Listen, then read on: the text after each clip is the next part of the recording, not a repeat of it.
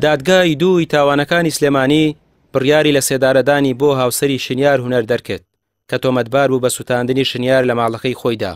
پارێزەری دۆسیەکەش دەڵێت پێشتر هاوسەرەکەی شنیار بە 20 ساڵ زیندانی سزادرا بوو، بەڵام بڕیارەکە تانەی لێدرا و سزاکە گۆڕا بۆ لە سێدارەدان.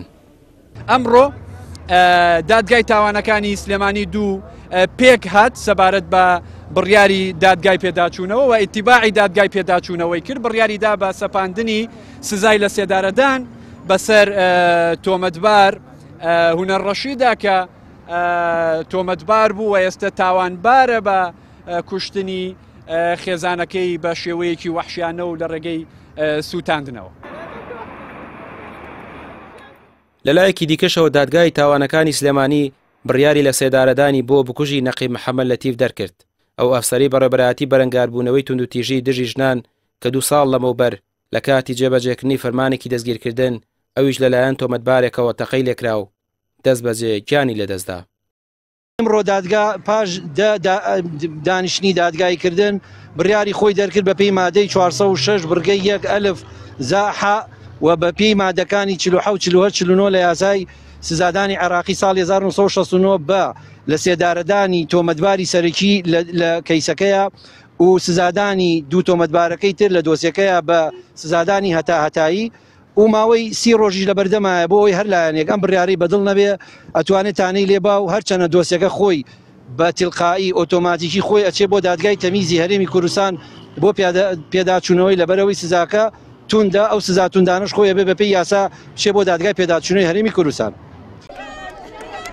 دەگەڕینەوە سەر دۆسیەی شنیار.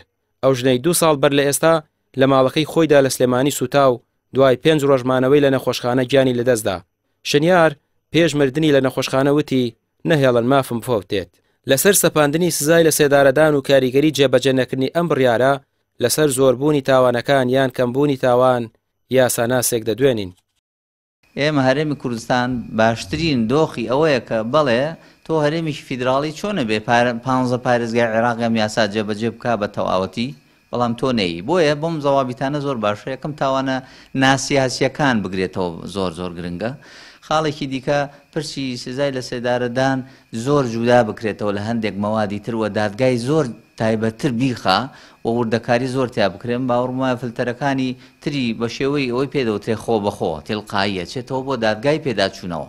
بەڵام هیوادارم لەو ڕۆ فلتەری تریشی بۆ دامرێ بەڵام دوجار جێبەجێ بکرێت، چونکە هەر بڕیارێک جێبەجێ نەکرێ بایەخەکەی بەڕاستی نامێنێ.